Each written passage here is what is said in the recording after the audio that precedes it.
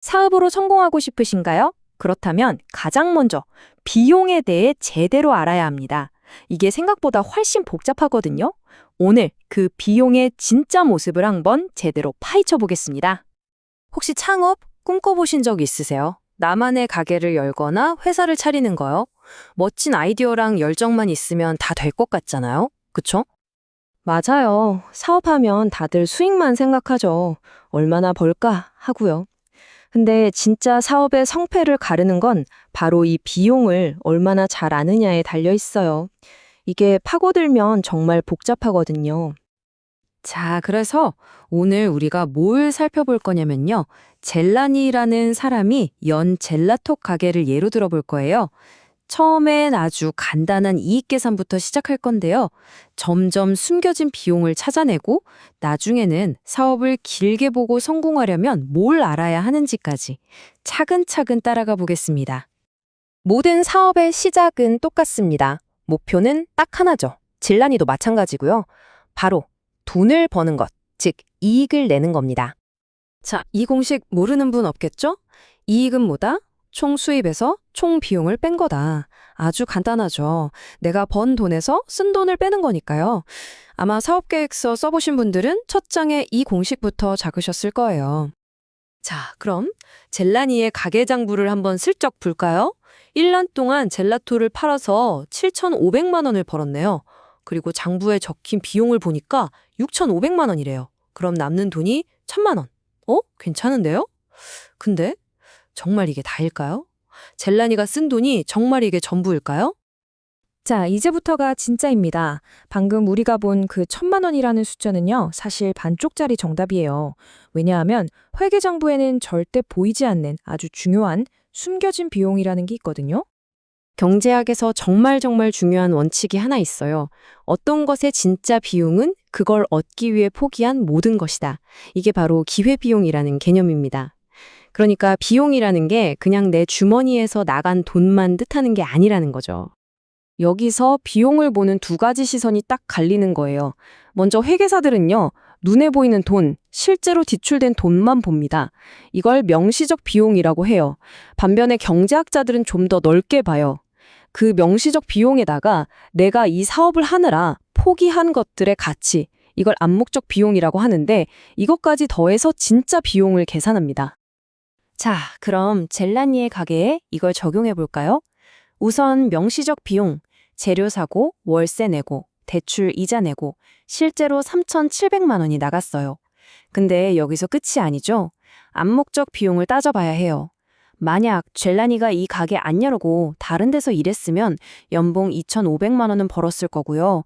가게 차리는 데 쓴 돈을 그냥 은행에만 넣어뒀어도 이자로 300만 원은 받았을 거예요. 바로 이 2,800만 원이 눈에 안 보이는 암묵적 비용인 겁니다.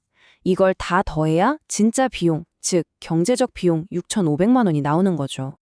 자, 그럼 이 개선이 어떻게 달라지는지 보세요. 회계사 눈으로 보면요.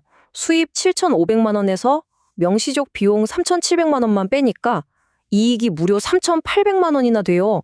와, 돈 엄청 벌었네. 쉽죠? 하지만 경제학자의 눈으로 보면요. 똑같은 수입에서 진짜 비용인 6,500만 원을 빼야 하니까 남는 이익은 1,000만 원뿐이에요. 이 엄청난 차이, 이걸 이해해야 진짜 현명한 사업가가 될 수 있는 겁니다. 자, 이제 비용에 명시적 비용과 암묵적 비용이 있다는 걸 알았어요. 그럼 다음 단계로 넘어가 보죠. 사업이 잘 돼서 가게를 키우고 싶을 때 비용은 어떻게 변할까요? 예를 들어 매출 올리자, 사람도 뽑자 하면 그냥 쭉쭉 성장할 수 있을까요? 여기서 생산함수라는 개념이 등장합니다. 말이 좀 어려운데요. 전혀 어렵지 않아요. 그냥 우리가 투입하는 노력, 예를 들면 직원 1명, 2명, 이런 투입과 그 결과로 만들어지는 젤라토의 양, 즉 산출 사이의 관계를 보여주는 공식 같은 거예요. 젤라니 가게의 실제 데이터를 한번 보죠. 직원이 1명일 때는 하루에 젤라토 30개를 만들었어요. 그래서 1명 더 뽑았더니 총 55개를 만드네요. 자, 근데 여기서 잠깐. 두 번째 직원이 들어와서 늘어난 생산량은 몇 개죠? 25개예요. 첫 번째 직원보다 적죠?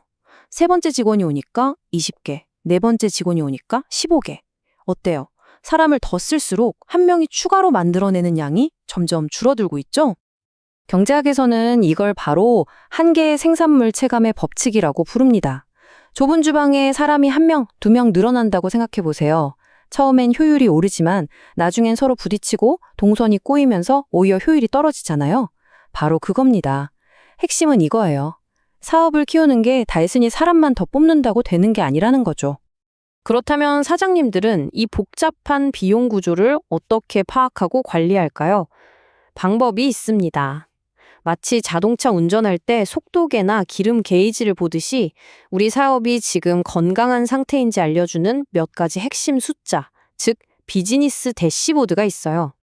자, 이 비용 알파벳들 한번 쭉 훑어볼게요. 먼저 FC, 고정비용. 이건 가게 문을 열든 닫든 무조건 나가는 돈, 월세 같은 거예요. 다음은 VC, 가변비용. 이건 젤라토를 많이 팔수록 같이 늘어나는 우유값, 설탕값 같은 재료비죠. 이 둘을 합치면 TC, 총 비용이 됩니다. 아주 쉽죠? 자, 근데 진짜 중요한 건 지금부터예요. ATC, 평균 총 비용. 이건 젤라토 한 개당 평균 얼마의 비용이 드냐는 거고요. 그리고 대망의 MC, 한 개 비용. 이건 젤라토를 딱 한 개 더 만들 때 추가로 얼마가 드는지를 보여주는 아주 중요한 숫자입니다. 사업의 효율성은 바로 이 ATC와 MC가 어떤 관계를 맺느냐에 달려 있어요. 여기서 아주 재미있는 규칙이 있어요. 만약에 젤라토 하나를 추가로 만드는 비용, MC가 지금까지의 평균 제작 비용, ATC보다 싸면 어떻게 될까요? 당연히 전체 평균 비용은 떨어지겠죠. 생각해보세요. 우리 반 평균 점수가 80점인데 70점짜리 친구가 전화가 오면 반 평균이 살짝 내려가잖아요. 똑같은 원리입니다. 그럼 반대는 어떨까요? 새로 하나 더 만드는 비용이 기존 평균 비용 ATC보다 비싸지면요? 네, 맞아요. 전체 평균 비용은 올라가기 시작합니다. 이번엔 90점짜리 친구가 전화 공격이니까요. 반평균이 올라가겠죠? 그래서 이 두 곡선이 만나는 지점이 정말 중요한 겁니다. 바로 한계 비용 곡선 MC가 평균 총 비용 곡선 ATC의 가장 낮은 지점을 딱 치고 올라가는 그 순간, 바로 거기가 우리 가게의 효율적 생산 규모가 되는 지점이에요. 다시 말해, 젤라토 하나를 가장 싸게 만들 수 있는 최적의 생산량인 거죠.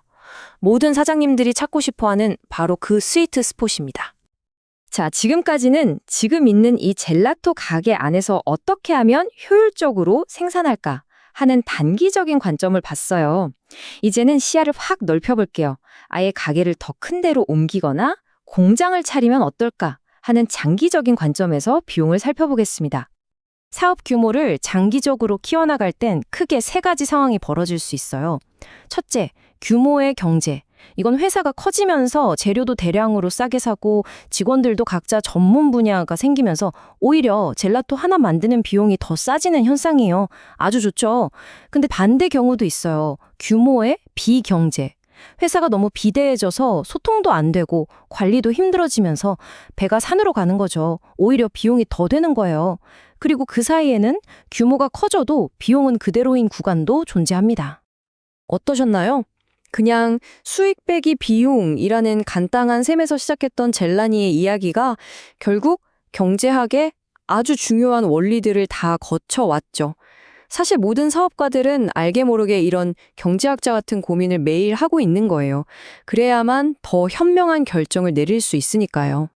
자, 이제 여러분의 눈에는 숨겨진 비용이 보이기 시작했을 겁니다. 그렇다면 이 새로운 눈으로 여러분이 마음속에 품고 있는 그 멋진 사업 아이템을 다시 한번 들여다보시겠어요? 장부상 이익 말고 여러분이 포기해야 할 모든 것을 감안한 진짜 경제적 이익은 과연 플러스를 기록할 수 있을까요? 이 질문을 여러분께 남겨드리면서 오늘 이야기는 여기서 마치겠습니다.